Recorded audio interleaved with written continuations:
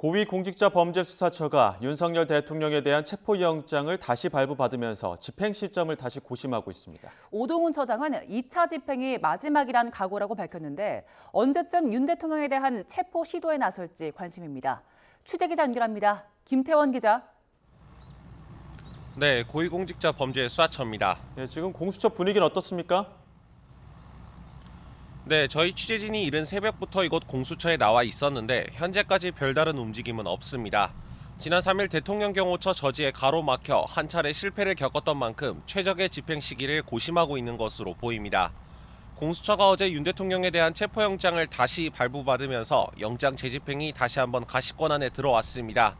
이번에 구체적인 유효기간을 공개하지는 않았는데 이재승 공수처 차장은 일주일 내지는 그 이상의 기간으로 청구할 방침을 내비치기도 했습니다. 이에 따라 공수처는 경찰과 함께 조만간 이르면 이번 주 중 윤 대통령에 대한 체포에 나설 것으로 관측됩니다.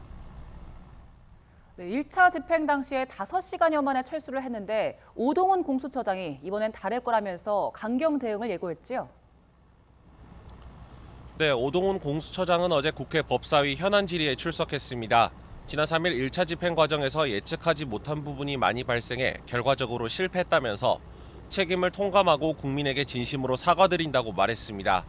그러면서 이번이 마지막이라는 비상한 각오로 철두철미하게 영장 집행을 준비하겠다고 강조했는데요. 들어보시겠습니다.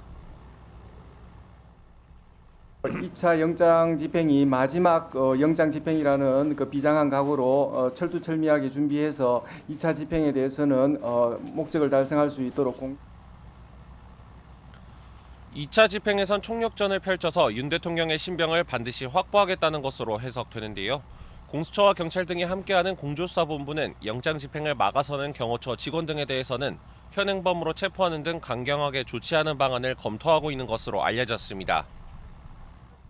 네, 그런데 오 처장은 윤 대통령이 실제 관저에 머물고 있는지에 대해서는 보고받지 못했다고 밝혔죠.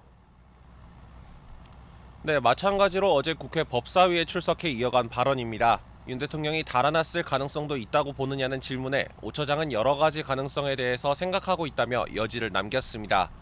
또 도주 의혹과 관련한 사실관계를 파악한 게 있느냐는 질의엔 정확하게 보고받은 것은 없지만 차량에 관한 이야기는 들었다고 답했는데요.